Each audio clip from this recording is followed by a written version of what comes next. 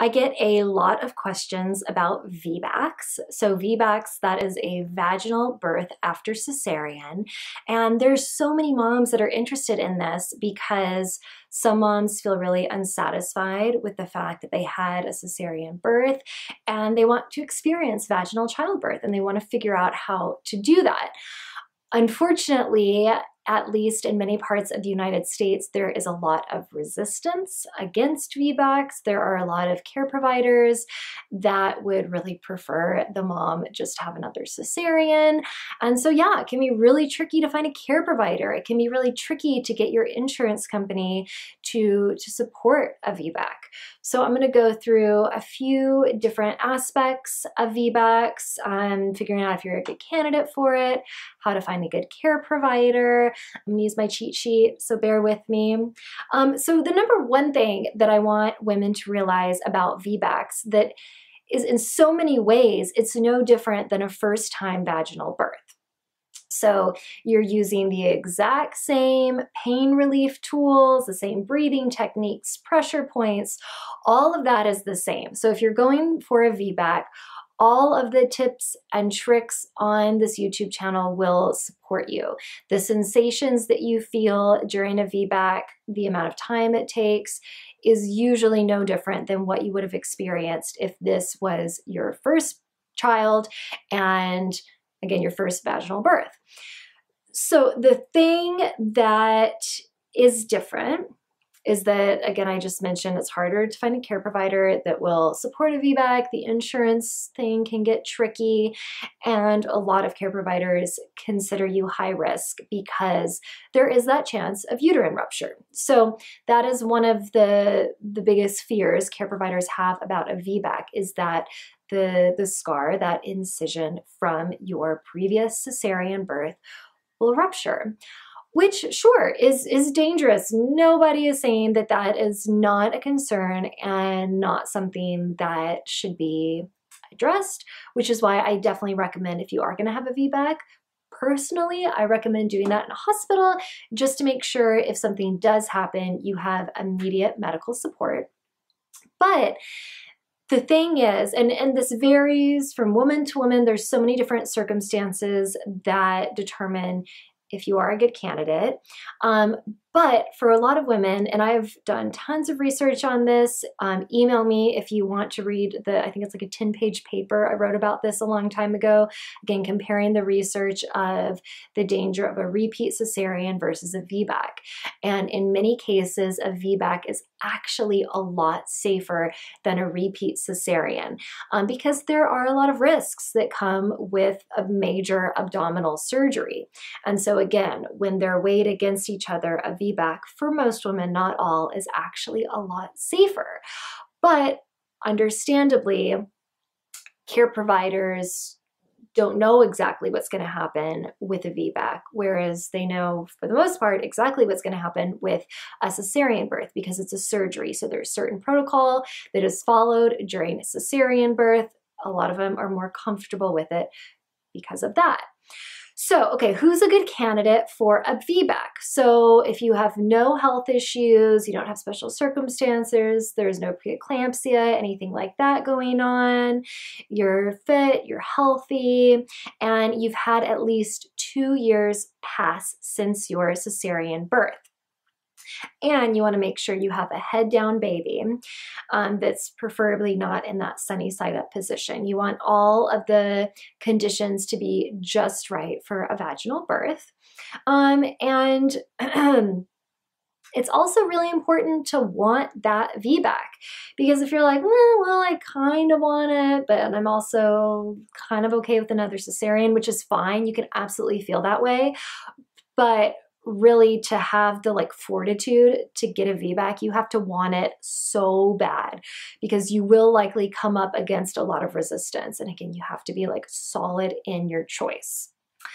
And to become solid in that choice, you might need to, read a lot of studies, talk to different care providers. I'm not saying that just immediately you'll be solid in that choice. You want to make sure that, again, you're a good candidate. You want to get all the information before you make that choice. But once you make it, again, you want to be determined.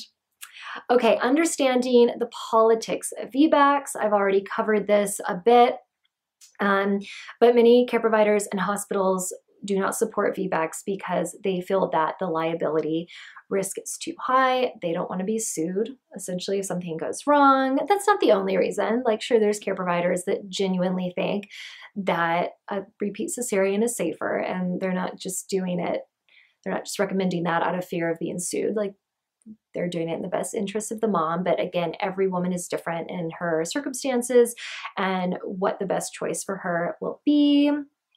And again, you know, if they do a C-section, and if anything happens, they can say, well, we did everything we absolutely could, because a C-section really is the most invasive option. And that is like the end all be all in labor intervention. Okay. One thing to know is hospitals affiliated with universities are often much more willing to support a VBAC because they often have the most up-to-date information about VBACs. They realize that a lot of times VBACs are actually safer than a repeat cesarean. And so again, a lot of them are much more willing to support a VBAC. So if you're trying to find a place that will support you, look into care providers that deliver in a university-affiliated hospital.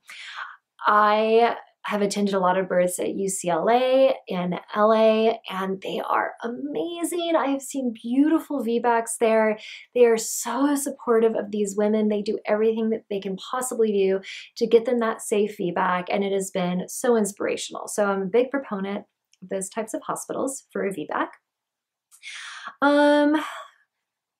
So we can talk about the money thing. You know, hospitals, a lot of care providers, most of them, I know there's so many different factors with insurance and whatnot, but a lot of them do get paid more for C-sections. So that can be a factor with some of them pushing C-sections.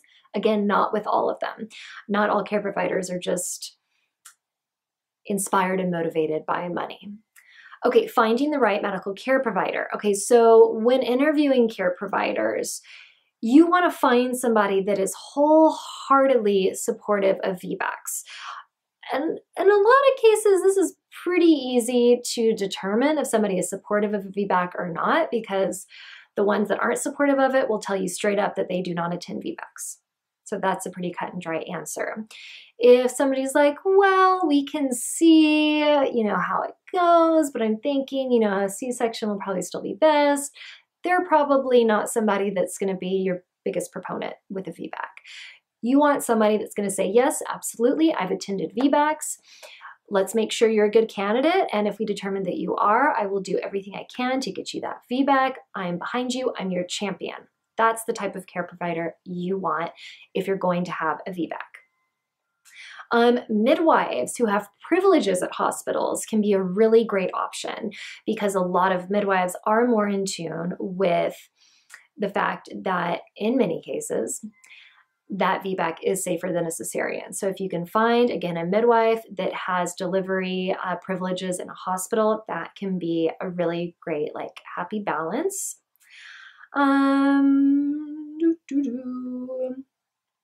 Okay. So risk of VBAC, I already mentioned this.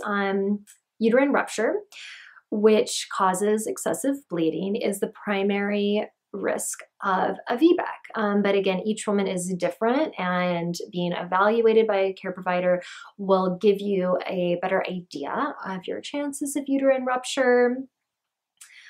All right, and a lot of times, because of the new way that C-sections are done, it's actually helped to lower the chances of uterine rupture for most women if they try for a VBAC. So that's encouraging. And so a risk of a C-section. So with any surgery, infection is always a big possibility. The recovery time is a lot longer. There are a lot of legitimate reasons why a woman doesn't necessarily want a C-section. And again, one of the biggest risks of that is infection. Defending your choice. So this is a big one. You know, when you tell people that you want to go for a VBAC, it's very likely that maybe even your partner will be like, oh, I don't know if that's safe. Are you sure? It's the same kind of thing with telling somebody you want a home birth. People are like, whoa, you're crazy. But the thing is, a lot of people don't actually have all the facts about that decision. I'm saying the people that are telling you you're crazy or whatever, they probably don't have all the facts. Whereas I'm assuming that you do, you're doing the research, you're making sure you're a good candidate. So I really think that while you certainly don't have to defend your choice, it's your body, it's your choice. So you can just simply tell people, you know what? You don't have to agree with me. It's my decision. My care provider supports me. I'm doing this because I feel like it's the best thing for me and my baby. But you can also equip yourself with the information, with the facts, and you can even write out a little script. And people are like, oh, are you sure you should do that? Say, look, these are the facts behind my decision. You can agree with me or not, but that's what I'm doing. All right, so VBAC affirmations and visualizations. So these are a few of the things that you can tell yourself as you're preparing for a VBAC to really fill your mind with positive messages about your ability to have a safe and gentle VBAC. My C-section scar heals more and more every day. My C-section scar is incredibly strong and it will not rupture. My body will do exactly what it is meant to do to support me through a vaginal birth. My VBAC will be no different than any other vaginal birth. My care provider and my loved ones will ultimately support me and be there for me during my VBAC. I trust in my decision to have a VBAC. I am doing the best thing for myself and for my baby. I am also going to make a guided meditation that supports women through the process of deciding if they want a VBAC or not. And then once they've made that decision, a guided meditation they can listen to as they're preparing for that VBAC and as they're actually moving through it. So I know that this is just the tip of the iceberg with VBACs, but I hope it starts to get you curious about it if that's something that you're considering. Again, let me know if you want all of the research that I have about this, that 10-page paper that seems very clinical, but again, it's chock full of those facts, that information that again can equip you for the naysayers that will probably pop up. If you have any other questions, please let me know in the comments below. I am happy to discuss VBACs all day with you.